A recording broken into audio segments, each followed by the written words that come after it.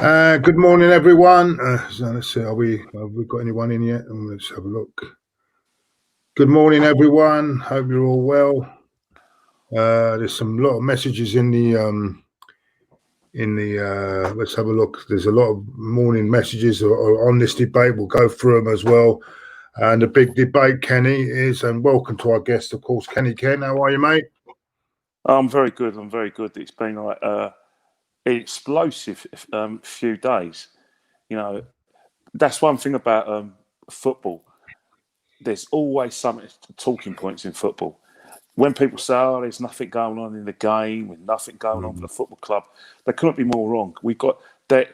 You know, you don't even have to kick a ball for something to happen. We've had but if you want to talk about the football, we've had Champions League matches, some good ones. The English teams have all come through, the exception of Chelsea, who drew at home. And, we've had major talking points, which we're going to discuss in a minute. And also, we've had situations where the powers to be want to change the face of English football. English football and European football. So there's no such thing as not being a talking point. And also, we've got an ex-manager who's doing a tour around the country promoting his book. So anyone who's involved in what you're doing, Claude, will never have anything not to talk about, in my opinion. Right. Let's start with, as we said, the Mesut Ozil debate. It's been going on for days. It's dividing the fan base, as we all know. We've only got to go on social media, and the fan base is quite divided on this. A lot of people say it's been unjust. There's justice done. Whether the club should have handled it in a different way.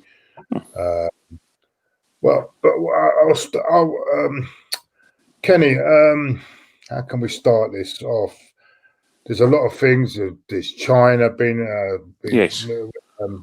There's Jack Wilshere coming out with he's the best player in the squad, and why he's not even in the squad. Is it political reasons? Is it football reasons? Kenny, how do you? I want to see what your point of view on it. And Claude, I was going to just start. There's a lot of meat on the bones of the debate that you've mentioned. Like, you mentioned political, you mentioned Jack, you mentioned footballing reasons, and one thing we have to start with, the political thing regarding Mesut Ozil, is that Mesut Ozil's always been a massive respecter of his religion, his heritage. So that's nothing new. We knew about it when he came to the club. He's also has a great affinity for his heritage. He's German nationality, but he's Turkish heart, so he's got great affinity for that as well. And also, there's the footballing reasons where, there has been discussions and divisions about whether Mesut Ozil has been at Essex to the side, or whether he's been playing his best football at Arsenal. So it's all those sort of things, and Jack's getting involved. But in terms of the political thing, I want to tackle first. Let's just get this straight. In December the 13th, Mesut Ozil put out a tweet about the Uyghur Muslims in China, in which, we all know he condemned the treatment for the Chinese government. Now, that was December the 13th. Mikel was Man City's one of the coaches at Man City. We're about to play Man City. Freddie Ljungberg was the manager. And Chinese TVs and PPTV refused to show Arsenal's matches. Arsenal, distance themselves from Mesut's comments, which it's their right, because they're a business and they're about resources and profit. Respect to that, and revenues. But Mesut Ozil was still selected for the game, despite the club's rebuttal. And then when Mikel got to the job, for 3 months, Mesut Ozil was part of Mikel Arteta's experiment, and he was playing between the lines. So in those 3 months, there was no indication that the club, like I said, took, exception. All right, they distanced themselves, but they never did anything in terms of actions. They didn't fine Mesut Ozil. They didn't call him in. He was still available for selection for the first 3 months. So when people say, well, it's political, well, it couldn't have been, because he was playing. He was a part of the team for Mikel Arteta. So that's the first thing we want to address. In terms of the football, playing between the lines, you look at the results in Arsenal. A lot of those games we played, we drew. Not saying we didn't play better, we're compact. But if you look at the majority of those games, Mesut Ozil was substituted after 65, 70 minutes in order for us, in order that we could, go, different in a tactical way. Now, Burnley was a great example. Burnley away, where Burnley worked us out, and then Mesut Ozil was the substitute. So for people to say it's not football reasons, it's a bit lazy, really, because I can see your point on that, but it's a team game as well. Are we just pointing at Ozil's form out? It's a team game as well. You've got not just a. I think I'm just going to play the other side of this. It's a team game. So is it just Mesut Ozil's fault that the team? I mean, he might have been the one substituted. It might have been tactical reasons that, not because of bad form. So that might be. Yeah, but look at his numbers, though. If you look at his numbers in terms of performances, yes. There were good performances in that yes, period. His performance against Man United and Chelsea was satisfactory. But in terms of consistency, one thing people have not failed to, like I said, look into, maybe they have or they've excluded it, is that the main man at Arsenal Football Club is no longer Mesut Ozil. Just or Alexis Sanchez who left the club. It's now Pierre-Emerick Aubameyang. That is the player that Arsenal have been trying to call in order to keep at the club, in terms of extending the contract, giving him more money, and giving him assurances that the club will be moving forward in terms of like personnel, and in terms of trying to challenge for the league and challenge for the Champions League. He's a player that we've given assurances. Mesut Ozil, in layman's terms, in terms of the club and the manager, is a spent force. But no one wants to accept that. It's because they look at what happened with the fact that he's a World Cup winner. He's got fantastically footballing ability, and he's a massive, massive name around the world. And they're thinking, well, how could you leave someone like that out of the football team? Not even put him on the bench. And I do get people's expressions. It has to be that if he's not on the bench, there has to be a club decision. There has to be a punitive measure rather than a footballing one.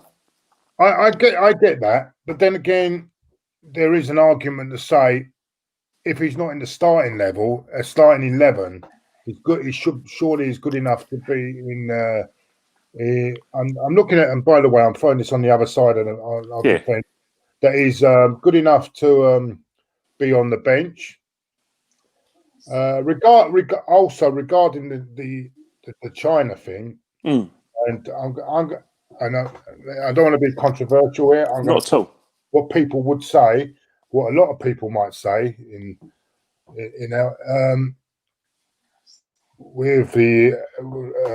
he spoke out against genocide. Is it genocide in China?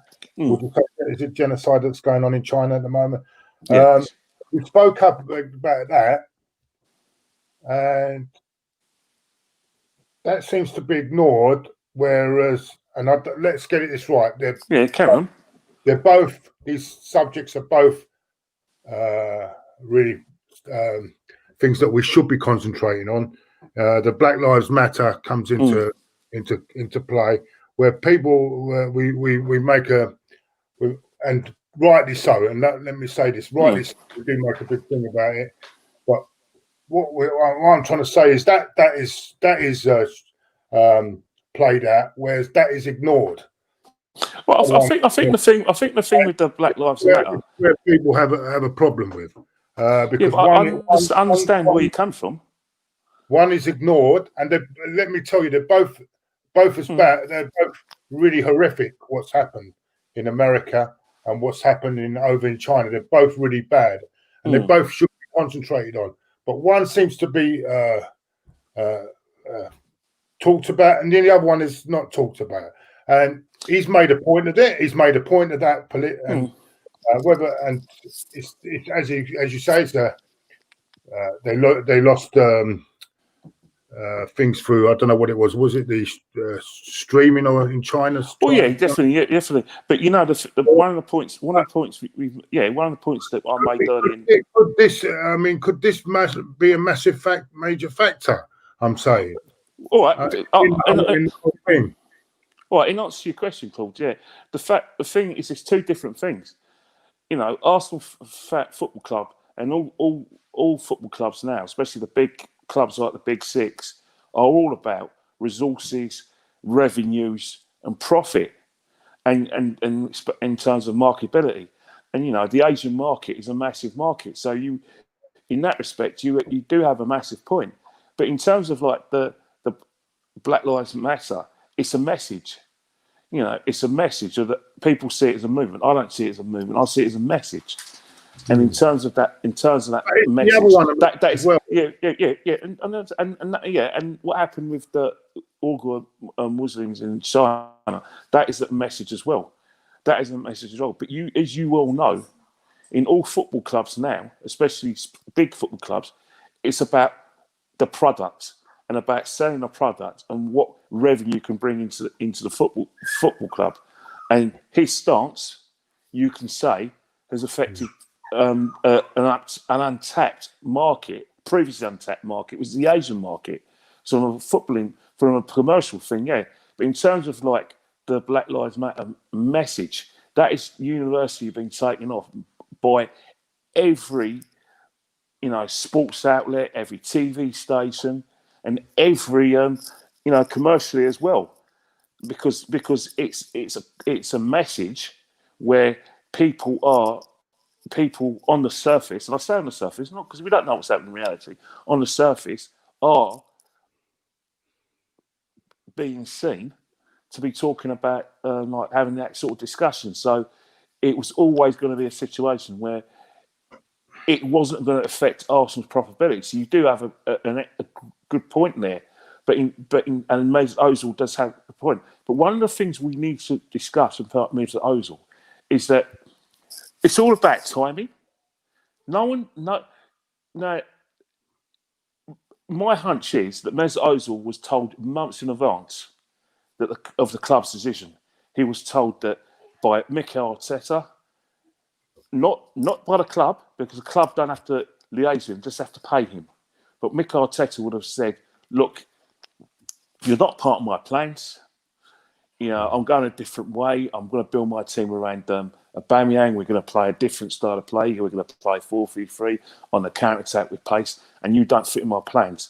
Now, a player of your quality and a player of the fact that you won the World Cup, because I can't guarantee you, because you're not part of the plans, I'm not going to start you in any games, and I don't really want to see you in the stands. My best advice to you is for you to find another club.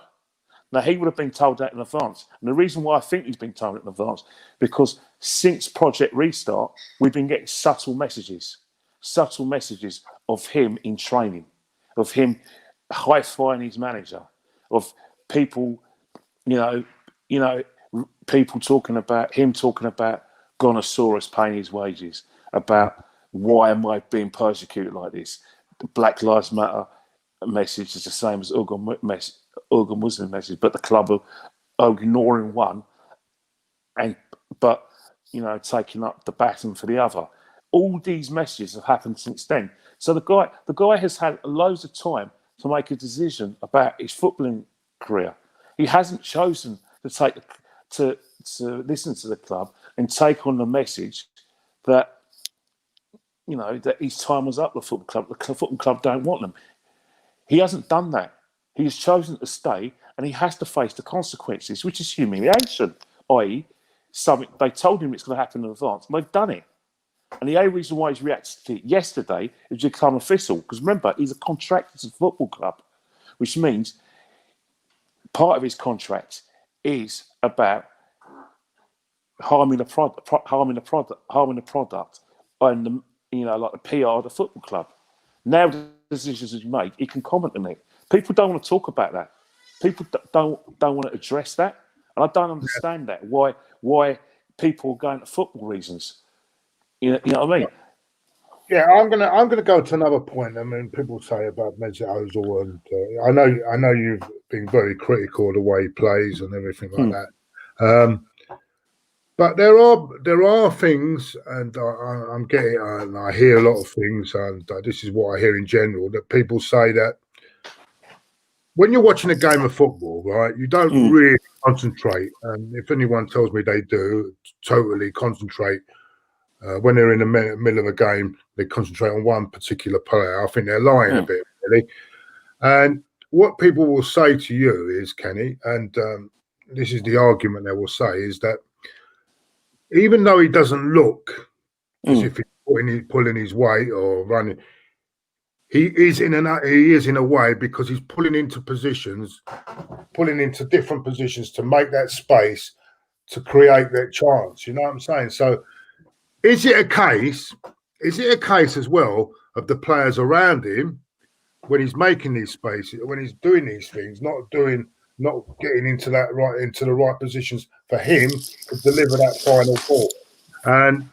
And what we've got to understand, he's that sort of player that is not going to be running up and down the pitch. His cleverness is, and this is where I'm getting on the other side of the argument, is that he finds slots in the position on the pitch to deliver what he's good at. Possibly, maybe the Premier League is not for him because of that, because the game is a lot quicker. I don't know, but there's the argument I'm putting on the other side of the fence. Where would you stand? I mean, you stand on a different side on it, don't you? Well, I think the thing with me is that if Mesut Ozil was a qualified success, as people say he has been, why is it that people are going to the statistics about his contribution? Why is it that people are looking into things that they weren't looking into for any other player? Do we look at those sort of issues with Cristiano Ronaldo, the best player in the world? No, he did not. Kevin De Bruyne struggled to get a look in under Mourinho at Chelsea. He went to Werder Bremen, but since he's come back to Man City, he's been performing wonders. Christian Eriksen, when he was at Ajax, was laughed at. People, when he was sold to Spurs, everyone in Dutch football thought, why would Spurs go for that? But he, worked in his game. He got a proper manager like Pochettino. His numbers, for not just for Spurs, but for Denmark, were very high. We're not talking about Chris Eriksen in that respect. Why are we talking about Mesut Ozil in that respect? Oh, sorry. But with Eriksen, you've got players like Kane and Son making movement after good movement. I don't think up until Aubameyang's come to the club, I don't see any of that. There wasn't that movement that them two players were making. So sorry, Steve. You got a super chat. Yeah, sorry. Yeah, I'm going to go through all your messages, by the way, because we've got into the chat here. Claude, my friend, he said I was no longer allowed to play for Arsenal again, and that comes from Kroenkes. El Neni can be in the squad, but not Ozil. Yeah, see, this is a good point. El Neni's in the squad. Players like El Neni. I don't think Willock is better to me. He's got a young prospect. Don't get me wrong, but I'm not sure whether he's above Ozil in. All right. Can I just say, good thanks NBA for your question. When England won the World Cup in 1966, Jack Charlton went up to Alf Ramsey and he says, "I'm 31. I'm 30 years old. Why have you just picked me for?" That's in 1965. And Alf Ramsey says, "Jack, I don't always pick my best players." And what Alf Ramsey meant is that sometimes you get players for systems and to fit in the pattern of play. It's very successful. You look at Liverpool. Liverpool's Jordan Henderson. He's not going to win a Ballon d'Or, but he's vital to what Liverpool are trying to do. Now, what Arteta's saying, Mesut Ozil's not vital to where he wants to go in the future with his football team, regardless of what his footballing ability, his skills, which I will never deny, because I know that Mesut Ozil's got world-class ability, and I've been watching Mesut Ozil since he was a kid at Schalke and Werder Bremen, so I know what qualities Ozil has, but unfortunately he's put himself in this position himself where he has not been a qualified success for the football club. Now, if he'd been a qualified success we wouldn't have this situation about whether he's earning £350,000 a week or whether his manager has left him out of the team and the squad altogether, which Unai Emery did before. We wouldn't have that. And we wouldn't certainly have this divide about Ozil, should Ozil play, should Ozil not. That was what we're having now. Now we're divided over the fact of over the club's decision. And that's the thing that the Mesut Ozil question is. This argument about Mesut Ozil isn't new. You go to every TV program where you just go on YouTube and you look at Mesut Ozil. There's a program on German TV where they are talking about Mesut Ozil, how he polarises opinion. I'm actually on that, actually. I actually got on that, and so is Troops. So this is not new. You know what I mean? Mm. This isn't new, this conversation. It's only been magnified because certain people, like El Neni, who's deemed as not worthy, but is vital to the manager at the moment, or Willock, who how many chances does the lad need? You know what I mean? But that's not the issue. The issue is Mesut Ozil is a victim of the ruthlessness of football. You've seen it, Claude. When a club does not want you, it's over. Yeah. They're not going to do it nicely. David Seaman, asked him how he felt when Arsene Wenger told him that he's going to be the club number 3. He didn't. Yeah, but this is what the debate's all about, Kenny. The debate is whether it's an Arteta decision or it's really much. All right, that's a question I need to ask you, right? Arteta has been given by the club a team manager's role, not a head coach, manager, which means he has a say over the players he brings in, the players he selects. So in terms of the players he brings in, he's going to work closely with the chief executive, plus he's going to work closely with Edu and maybe Keir Jaroffer anyway. But he's part of that transfer committee. He's also a team manager where he's in charge of team selection. Now, I'm not too funny. We've been told that Arteta is the incarnate of coaches, the best thing since sliced bread, and that he is a George Graham incarnate. He's a tough man, and blah blah blah. So if he's all these things now, he can't be a puppet. He can't be a puppet because we've already made him the incarnate of all new coaches. The best thing since sliced bread. He's going to manage a big club. He's going to be a great manager, and he's a great man manager. He's tough. What is he? What is Arteta? Is he that or not? And let's look at the Ozil PR machine, because that's a massive one. The Ozil PR machine hasn't slagged off Arteta. Why hasn't it slagged off Arteta? Is it because they believe that it was a balls decision, or should I be cynical and say that they are, because they're a PR machine, they are aware of the fact that Arteta has got a 90% approval rating on social media, on TV, especially in the pundits rooms on Sky BBC, of him as a coach, which means the Ozil PR machine is not going to go against the grain and criticise Arteta, because it becomes a chess match between fans who back Arteta, in which we're saying 90% and maybe 95%, and then people who love Ozil. Ozil's move. Why was he's not a fool? That's what I'm saying. He's not an idiot. Right? He can't. He's not going to go and criticise a popular coach, and then at the expense of people thinking, "Whoa, you can't do that." I mean, on all this rubbish on Twitter, rubbish. Oh, Arteta's taking a hit for the club. All garbage. All this other bit of garbage.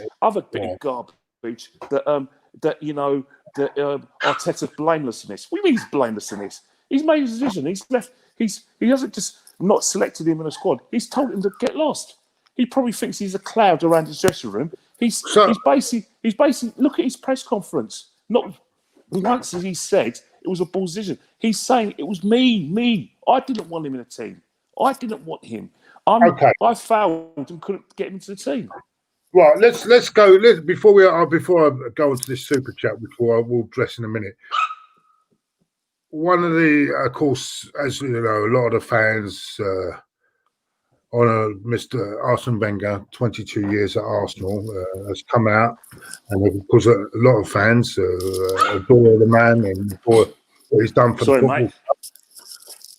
What he's done for the football club, and Kenny, can you hear me? All right? Sorry. Yeah, can hear you. Right, it's all right. It's all right. Yeah. I've had plenty of folks screaming at me in the past. Don't worry. He has said he can't understand. This is Arsene Wenger, which of course a lot of the Arsenal fans believe is the greatest manager ever to be at this football club, right? He believes that he can't understand why Mikel Arteta doesn't have a role for Ozil in the side. He said he's a special player and he doesn't understand why he doesn't. What do you feel about that then? Joachim Love will say the same thing. Joachim Love will probably say the same thing. But this is my question to Arsene Wenger: when we were playing in his last season in games Newcastle away and in these big northern games, what role? How comes he didn't have a role in those games when we were trying to get to the top four in your last season? Big game Newcastle away. Why wasn't he playing? We had a wretched away form. He did play in the games. He didn't play well at all. He had the back injury. He had the back injury, but he was fit for the semi-final against Madrid, and he was fit for the World Cup for his country. But maybe Arsene Wenger can address that. Why he didn't select him for these away games, but he won't do that. He's saying the same thing. Before that, he was always playing in the games like. Oh yeah, but he didn't play very well in them. But why when we were trying to get into the top four in Arsene Wenger's last season, was Mesut Ozil not selected for certain matches, but he was selected when we needed our best players, and people were saying he's our best player. Maybe Arsene Wenger can address that. But Arsene Wenger is just coming out with standard response, just like Paul Merson is, and so is Ian Wright, which we expect, and Jack Wilshere. The fact of the matter is that since Arsene Wenger's left the football club, Unai Emery has not selected him for matches. Maybe Unai Emery did it faintly, but Unai Emery left him out of the squad, brought him back. Freddie Ljungberg had an issue with him after his petulance when he got substituted against Man City, and he was going to leave him out of the Everton game. And this manager was actually giving him a chance, and it just hasn't worked out. Sometimes it happens in football, you know. Just let's do this super chat here. I mean, I'm an Arsenal fan, and I'm going to be honest. He's not an Arsenal fan, and I'm going to be honest. What's happening with Ozil is wrong. Ozil is Arsenal's best player on his day and is top 5 best creative players in the league, in the world, still to this day. So look, I don't agree with him, but this is a fan from outside. I respect him. I respect his opinion. I really respect his opinion. But you know, his first words were on his day. And that's what you get with Mesut Ozil.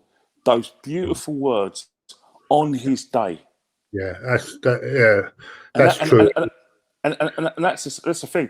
The thing with Mesut Ozil, a lot of people, and especially Arsenal fans, who still stand by Mesut Ozil, and that's within their rights, they still look at the player that won the World Cup in Brazil, where he had a good tournament. They look at the player that he was at Real Madrid, he was working with Benzema and Ronaldo, and Di Maria. Ronaldo, didn't he? He got great. And Di Maria as well. And they look at how he was with Horst Rubesch in the under 21s, and that tournament in South Africa when he destroyed England and Argentina with his performances. That player's not there no more. Mesut Ozil's fallen out of love with football since the debacle of Germany and the situation regarding his loyalty. His loyalty was questioned to his country. That people in Germany thought he was more loyal to Erdogan rather than he was to the German cause, and that he wasn't German enough. That's the impression that he was getting, even though in Germany he was given an integration award and he was Angela Merkel's poster boy for German diversity. That kind of changed in a few years. So he's fallen out of love with football. Mesut Ozil in the last great years, was always about being ready for Germany. That's where he played his best football, for Germany. When he was at Arsenal, it was all about Germany. The only manager that could get the best out of Mesut Ozil, with the exception of maybe Wenger for a couple of seasons, and maybe Mourinho through force, was Joachim Löw. Joachim Löw basically accommodated Mesut in every position. Well, yeah, you have a point there, because he did say on his day, and that's a good point. But it's still one I still put to you, Kenny. All right, listen. By the way, I'm playing devil's advocate today. Yeah, because someone's got to try and put the other side. It's no good. That's what I wanted. I wanted to come on here if it was just me ranting and criticising. I wanted a battle. I'm going to put the other side to it. Is he good enough? Do you feel, now I'm going to ask you a straight question. Do you feel he's good enough to at least be on the bench? At least be on the bench in the 7 substitutes? My opinion, I was as shocked as anybody. The reason why I was shocked was because the manager was selecting him. In terms of the fact, but the problem is, and that's the problem you have when you're a great player, and you ain't going to agree with me this, and neither's forever PVM or any Arsenal fan, is that when you have great players, you can't put them on the bench. You either play them or you just leave them out altogether, because simple reason is that it's the effect in the dressing room. He plays, right, and he's on the bench, right? The whole question is about, why was Mesut Ozil in the bench? What the TV cameras will be looking at Arteta, they're looking at Mesut Ozil warming up. He's going to be a cloud. Not because I'm not saying he's a troublemaker, but the whole circus becomes a cloud about what we're trying to do. So the decision is, you leave him out of the whole squad altogether, and you just keep him away for the match day, because you've told him that he's not going to play. If you've told him he's not going to play, and that you ask him to find another club, that means that you don't even want him on the bench. If he's good enough to play, then he should start. He shouldn't be on the bench. You know what I mean? He's not good. You can't just have him as an impact player, because he's not an impact player. He's not an impact player when he plays. Then if you feel that way, and if the club feel that way about him and all that, if they feel that way, then why not just, and they don't feel like he's going to play, or anything, why not just send him back on the under 23s and train with the under 23s? Yeah, because contractually, his contract states he has to. His contract states he has to be fit. Like I said, time to train, because that's his job, and he has to follow the instructions of the manager. So he is going to train with the first team. Maybe they can keep him fit and help him find another club. I find this a bit cruel now, because you're asking a player. My God! And one thing I will say has been really, and one thing you can't say, what you cannot say about him, he's been professional. He's gone to train and he's trained hard, even though it's his job. Even though he knows he's not going to be in the team, which is not, it's not as simple as he says his job, but at least he's putting his effort in, and he's training hard. Why is he still here? Why is he still here? Why hasn't he found another club? If he wants to play football and be professional, the club have told you you're not going to be part of the plan. Why do you not accept? Why do you not accept a loan move? Why do you reject it? And why do you reject? All right, he was offered. You know, the club offered them $5 million for him to go and play in the Middle East. Why do you not accept it? If he wants to play football that much, why is he still here? Why? That's an argument. Yeah, that's an argument to be had. But what I'm trying to say, it seems a bit cruel that you're asking the player to put it all in and knowing that Claude. Football's cruel. You know the business. You know the business. You know what Arsenal Football Club are like. You know they're the most ruthless people that don't want you. I think Arsenal really should, and what I think should have been the best thing is to pay his contract off, let him go home and play. Who says they haven't done that? Who says they haven't done that? Who says they haven't done that? I think you pay the whole contract off. All right. Look, Roy Keane at Man United, when Sir Alex Ferguson gave him the Frank Boff, they had an argument. One of the reasons why they don't speak wasn't the decision. It was the fact that the way they talked about the length of service, the year out, but it was over the rain and over the money. Man United said they had cash flow problems. No, Mesut Ozil would have been offered that off the books. And he may have said, no, this is not what's in my contract. If you can't, I'm staying and I want to get what I'm owed. If you're telling the player, if you're just giving... Yeah, but by the way, he's got that money. By the way, I'm not blaming him. I'm not blaming him. But all I'm trying to say is that when you want to get rid of a player, right, the first thing you do, you tell them to do the Frank Boff, find another club. They say no, I'm sitting out my contract. We're saying, well, we don't want you here. You go, blah blah, pay me off. So I said, okay, we'll talk about that then. And then they'll talk about it, negotiate with his agent. If the player doesn't accept the payoff, he stays and sees out his contract. No one's ever considering that the club haven't done that. The club are playing a blinder here, Claude. They're letting Mesut Ozil create the agenda. They keep him quiet. He can go on his sort of ranks on his social media. Gave his interviews to the Athletic. All the club got to do is quiet. The club don't owe us any explanation whatsoever. They're 100% owned. They could pay a bit of lip service, but this is as far as they're concerned, the matter's closed. The player hasn't left the football club. He says he's going to sit in his contract. Come to 30th of June, he's out of the club. He probably won't even get a send off. He probably, you know what I mean? The club ain't messing about here, mate. They're not messing about. They are deadly serious about what they're doing. And this is like a message to any footballer who wants to do what Mesut Ozil did. And this is not just for Arsenal, but any football club. Clubs ain't messing about. All right?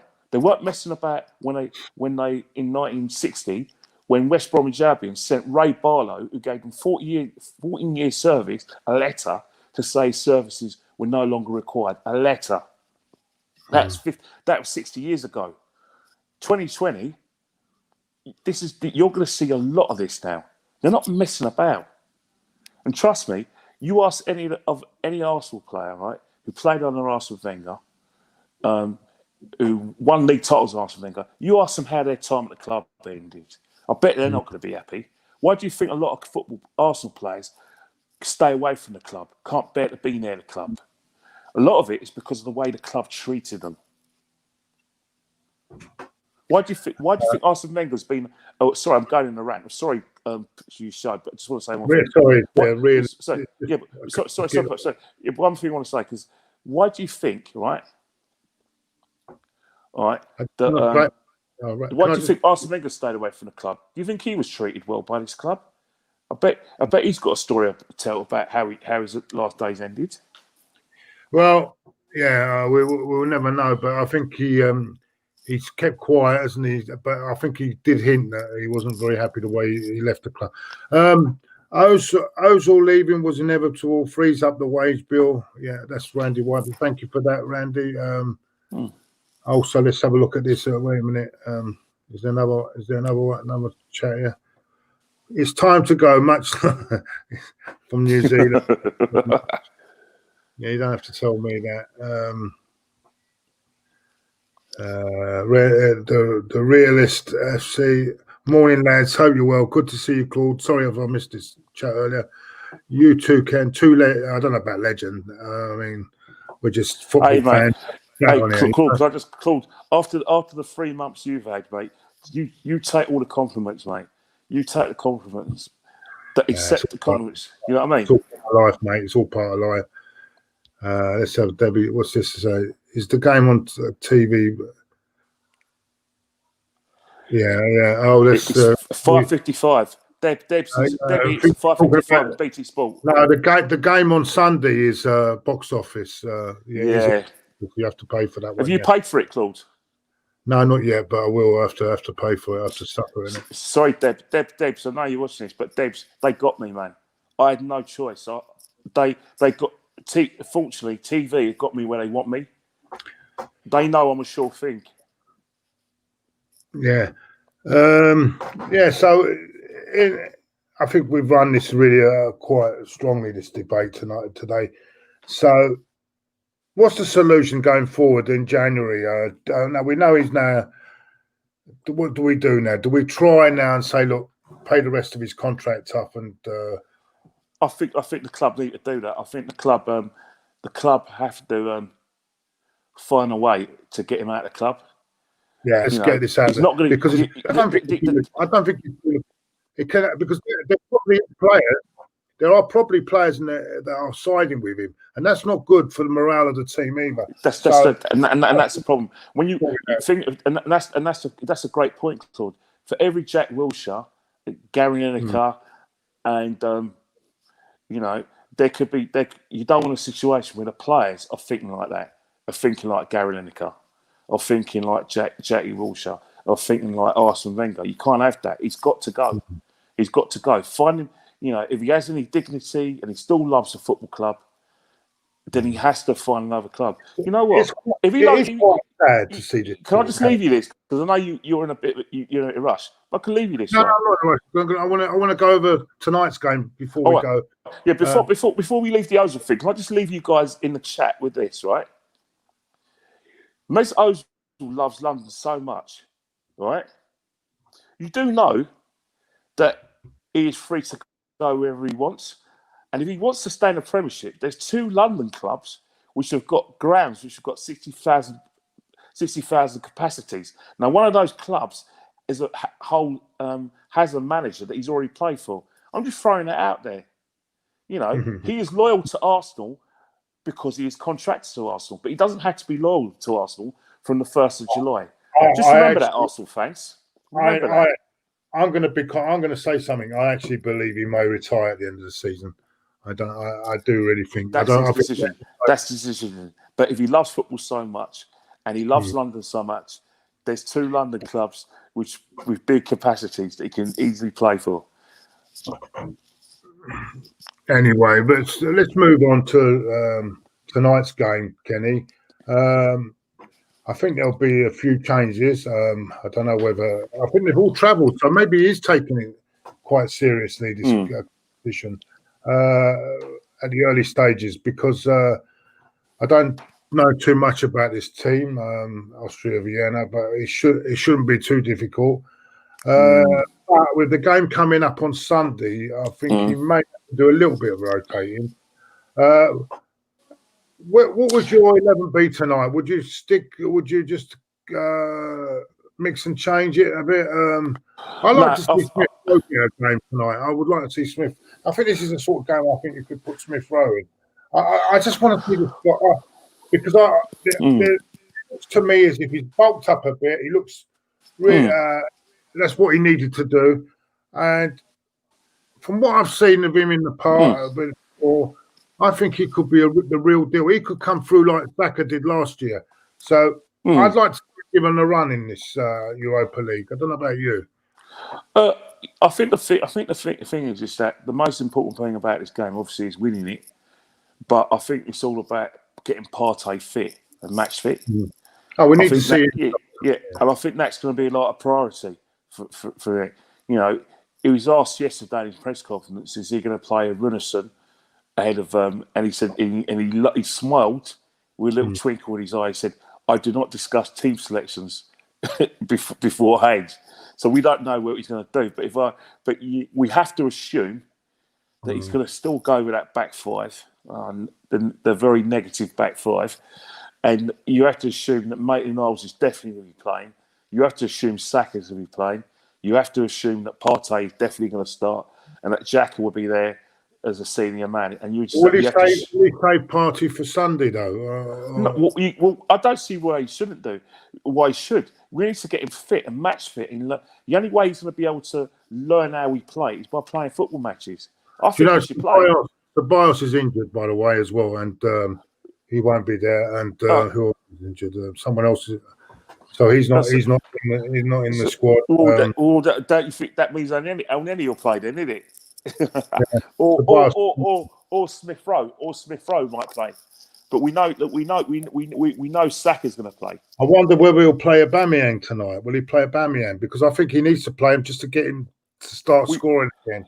There's no reason why Aubameyang shouldn't be starting tonight. You know, what are you saving him for? Just play the games. You know, we want to win this competition. We want to show a message. I think it's important he plays to get that goal so he can get his confidence back. And this is game for he could be like a Harry Kane and want to just sort of say, look, I want rhythm to my game. I want to play every game. Yeah, I do feel we are on a bit OTT about it because Harry Kane did have a dry spell himself, so it does happen to all of them. Yeah, but you know, football fans, you know what they like. Football fans need to have something to discuss. You've got to realise right now is that you know we're not talking about him again, but again that's the narrative, isn't it?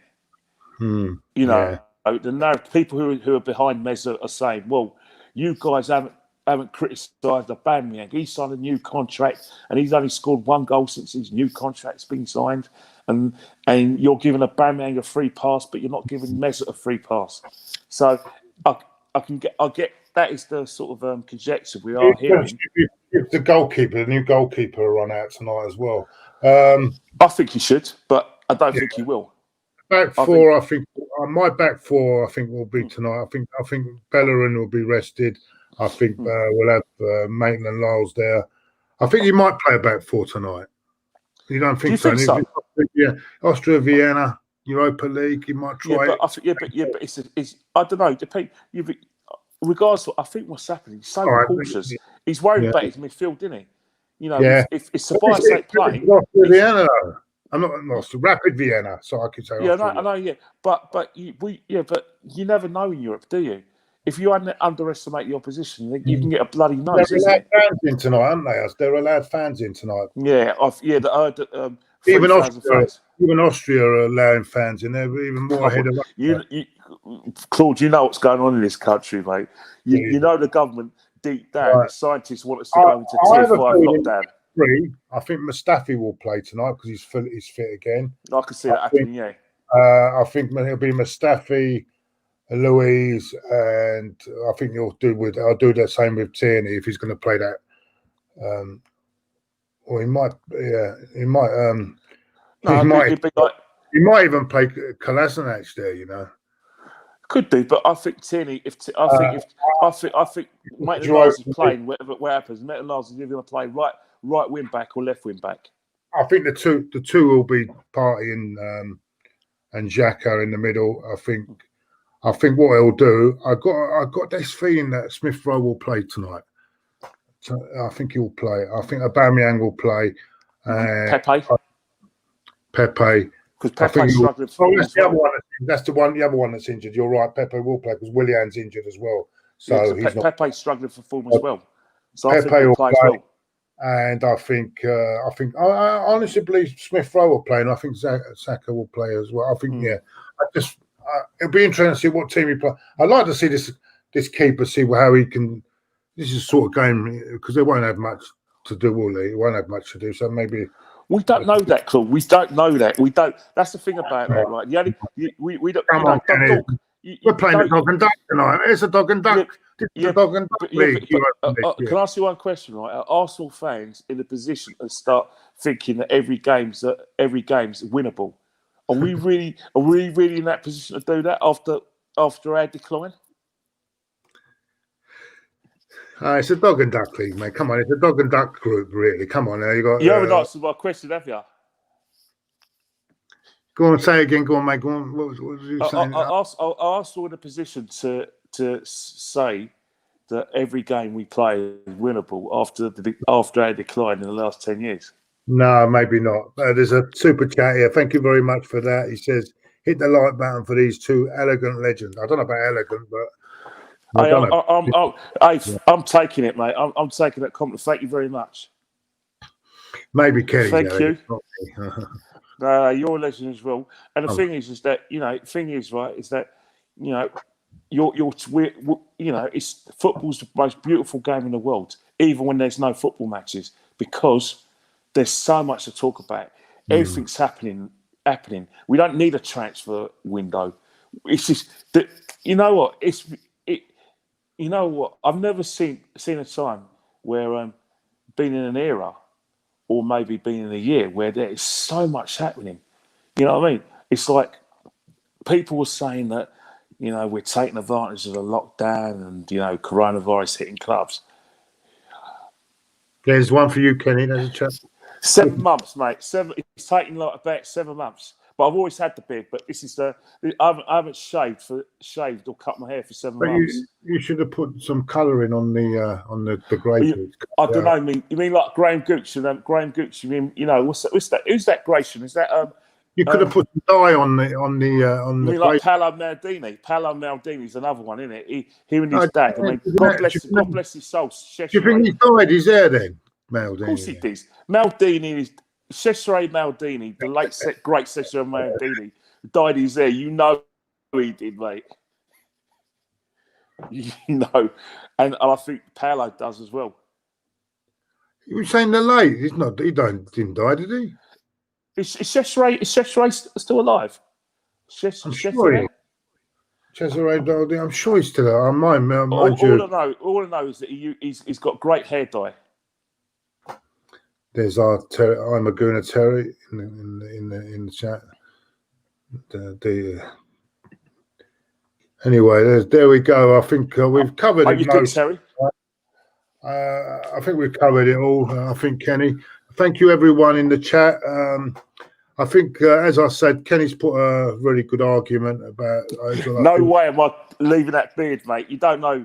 I've probably got shaving bumps, though. If I shave your beard, I'm going to be covered in shaving bumps. I want to see Kenny without a beard. There's another one. Anyway, everyone, thank you so much. So, looking forward to Game Good Bad. Thank you for a lot of people in the chat today. I hope if I've missed you, I'm really sorry. Keep pushing the likes up, because the channel needs the likes to get going. Back tonight, I think I'll be joined by Terry. I'm not sure about Diesel, if he's joining us tonight for Arsenal. Is he joining us? What's Diesel do? He ain't going to be watching EastEnders, is he? I don't know if he might be knocking another one. He might be knocking another one on his bedpost tonight. I'm not sure. I don't know, but I think the game's at 5:55. So EastEnders is he'll be able to watch the EastEnders. Come on. What's the priority? A nice young lady on your bedpost, or watching Arsenal versus Rapid Vienna? Arsenal versus Rapid Vienna is a priority. Yeah, it's always a priority. Football's always the winner. Football always wins, doesn't it? Whoever it is, whatever young lady is in there. What came first, the football, or the personal life? Exactly. Before we go, how's it going, fellas? I feel Ozil has brought it on himself. He should have left where he was when he was getting offers from the Middle East. From Nikki, is that Nikki, mate? Thank you so much for your super chat. Yeah, he's brought it on himself, has he?